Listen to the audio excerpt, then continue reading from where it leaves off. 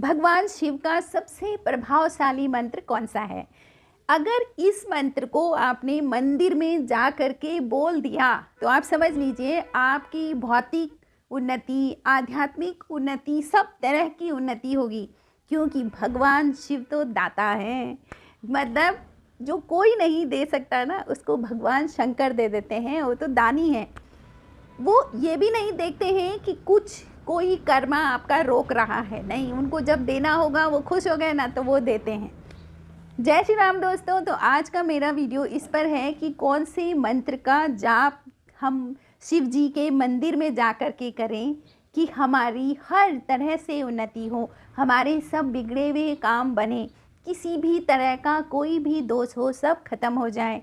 तो आपको करना है उस मंत्र का जाप और आपको शिव जी के मंदिर में तो जाना होगा।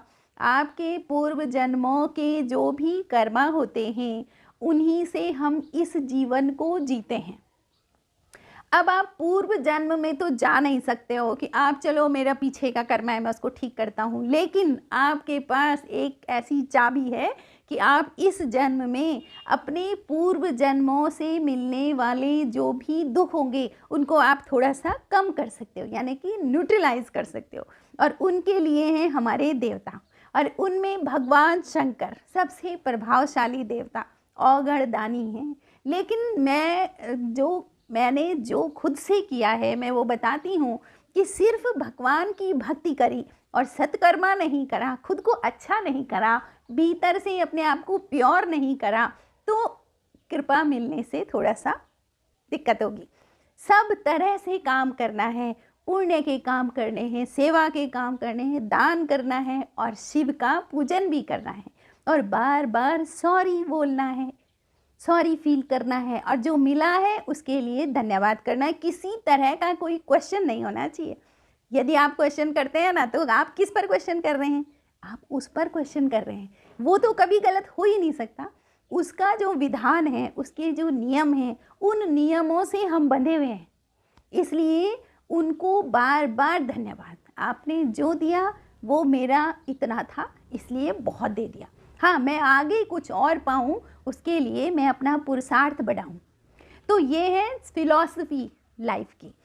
दूसरी बात, भोलेनाथ जब खुश होते हैं ना तो बस जब देते हैं ना छप्पर फाड़ के दे देते हैं।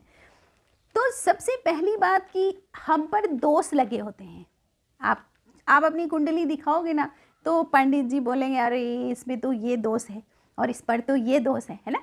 तो दोष क्योंकि हम जन्म जब लेते हैं तो मेमोरी उन दोषों के रूप में हमारे पर पड़ी हुई है, क्योंकि कर्मा की मेमोरी है। भूल कहाँ छुप के कहाँ जाओगे। वही सी बात हो गई ना दोस्तों। एक कहानी है कि एक गुरुजी ने परीक्षा थी और परीक्षा में 10 बच्चे थे और 10 के 10 बच्चों की परीक्षा। तो पहले जो हमारे सनातन परंपरा में गुरुकुल होते थे तो उनकी परीक्षा इस तरह से होती थी कि गुरुजी ने 10 बच्चों को एक एक लड्डू दिया और बोला कि बच्चों आज तुम्हारे विद्यालय का मतलब इस गुरुकुल का आखिरी दिन है। अगर तुम पास हो गए तो तुम समाज में जा कर के सेवा करोगे और फेल हो गए तो दोबारा यहीं गुरुकुल में शिक्षा प्राप्त करोगे। तो गुरुजी ने उन 10 बच्चों को एक एक लड्डू दिया और कहा इस लड्डू को तुमने उस जगह खाना है जहाँ पर तुम्हें कोई देखे नहीं, यानी कोई नहीं देख रहा हो, वहाँ पर तुमको ये लड्डू खाना है।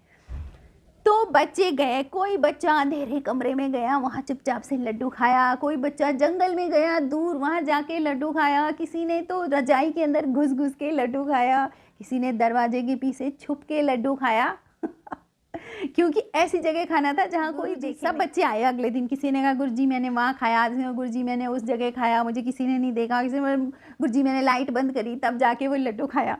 एक बच्चा आया, उसने कहा गुरुजी ये आपका लड्डू है और ये मैंने नहीं खाया गुरुजी ने बोला क्यों?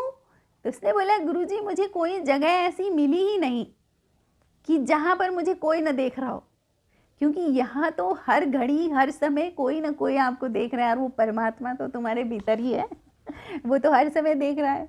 तो गुरुजी ने कहा कि बेटा सिर्फ तुम पास हुए और बाकी सब फेल, तुम फिर से आओ अभी 1 साल और गुरुकुल में विद्यालय। कितना अच्छा परीक्षा का तरीका था और कैसे बच्चों की नैतिक उन्नति होती थी उस समय। आजकल बड़ी बड़ी डिग्रियां तो ले ली हैं, लेकिन इस तरह का कोई ज्ञान नहीं है कि हम लोग अच्छे काम करें, भ्रष्टाचार नहीं करें, क्योंकि भ्रष्टाचार करने से क्या रिजल्ट होंगे ये पता होना बहुत ज़रूरी है। और अगर बच्चों को ये पता नहीं है तो वो करे जा रहे हैं। तो दोस्तों, मनुष्य के ऊपर 3 तरह के मुख्य तरह के दोष हैं जो मनुष्य के ऊपर लगे होते हैं।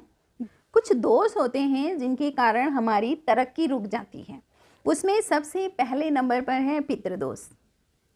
पितृदोष यानी कि पिछला जो पितरों को अगर संतुष्ट नहीं करा, पितृ देवताओं के ही प्रताप से हम यहाँ हैं, क्योंकि जीन उनका हम में है ना, डीएनए तो सभी के भीतर उनका है। तो अगर उनको उनकी मनमानी नहीं हुई, या उनको हमने पूछा नहीं, या उनको तर्पण नहीं दिया, उनको जल नहीं दिया, उनको तृप्त नहीं करा, तो आपको लग गया पितृदोष। और पितृदोष में क्या होता है कि वंश वृद्धि रुकती है, घर में बीमारी आती है, और सबसे बड़ी चीज़, आप खूब मेहनत कर रहे हो लेकिन परिणाम अच्छा नहीं मिलेगा।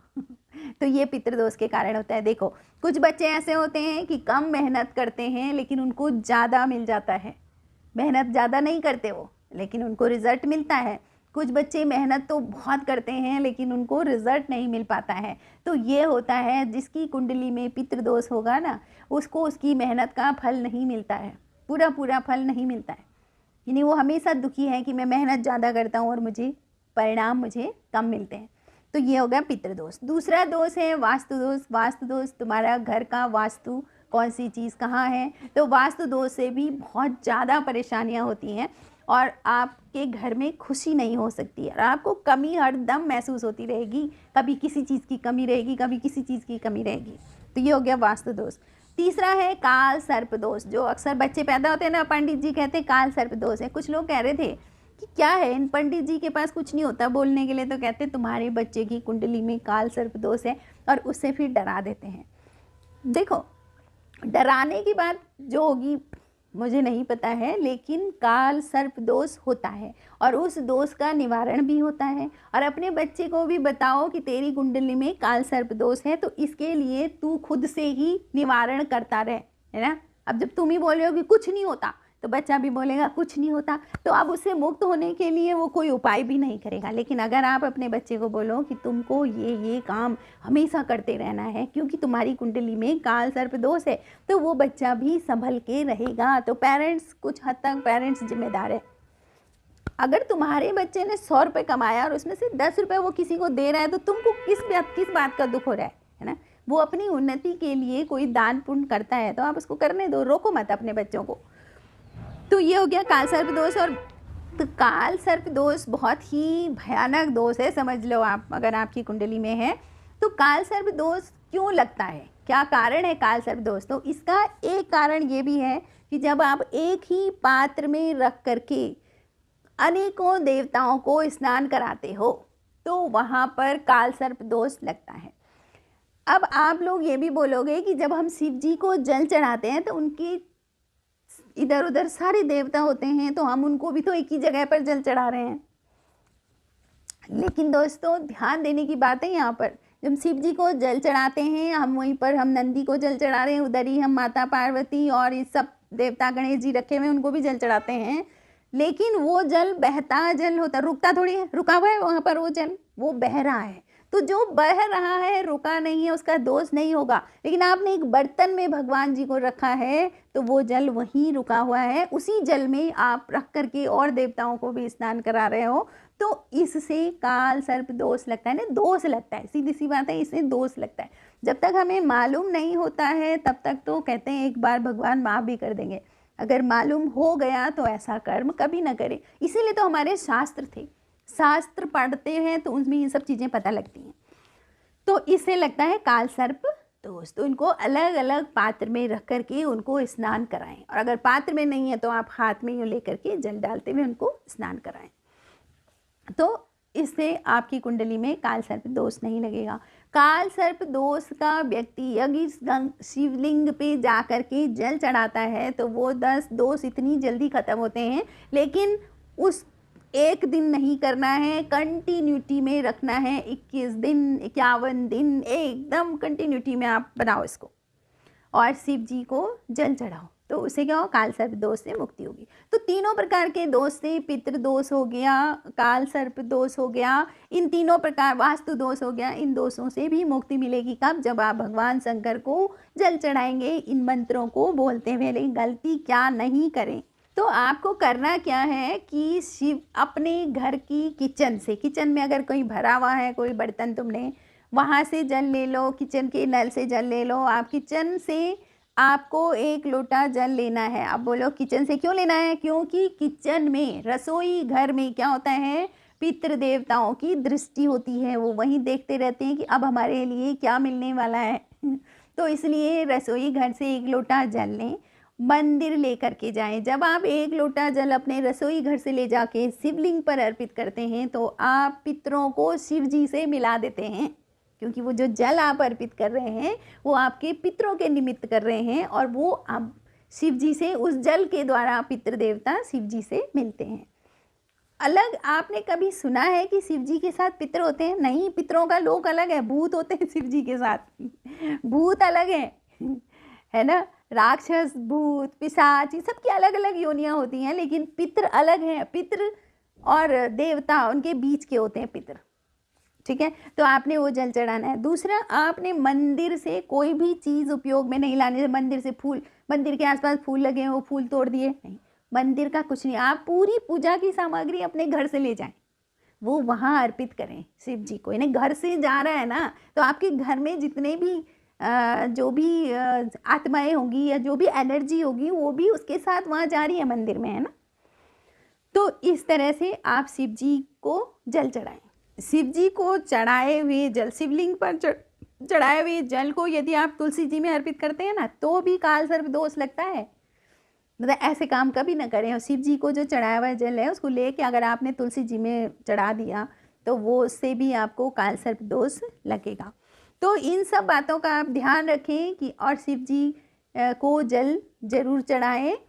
और जो मंत्र है वो मंत्र है दो मंत्र मैं आपको बताऊंगी। पहला मंत्र है श्री शिवाय नमस्तुभ्यम। पहला मंत्र है श्री शिवाय नमस्तुभ्यम, पहला मंत्र। या तो आप ये मंत्र बोलते हुए जल चढ़ाएं, श्री शिवाय नमस्तुभ्यम, श्री शिवाय नमस्तुभ्यम। या फिर आप दूसरा मंत्र बोलें राम रामाय नमः, ये भी आप बोल सकते हैं, राम रामाय नमः।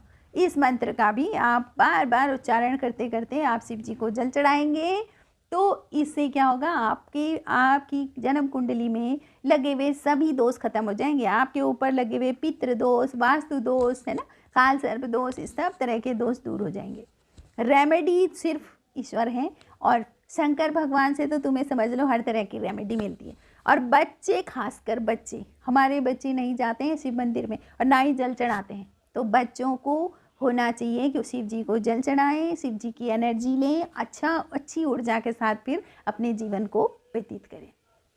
तो दोस्तों, आपको वीडियो कैसे लगा आप कमेंट करें। अगर आपको वीडियो मेरे पसंद आता है तो मेरे वीडियो को लाइक करें, सब्सक्राइब करें मेरे चैनल को, और कमेंट भी करें। और सबसे महत्वपूर्ण बात, वीडियो देखें, और कुछ अगर मेरे से जब कोई किसी के काम आ गई ना बात, मेरे मुंह से बोली हुई बात किसी के काम आ गई, तो मैं अपने आप को बहुत थैंकफुल महसूस करूंगी और भगवान का बहुत बहुत धन्यवाद महसूस करूंगी। तो इसलिए वीडियो ज़रूर देखें। Thank you for watching.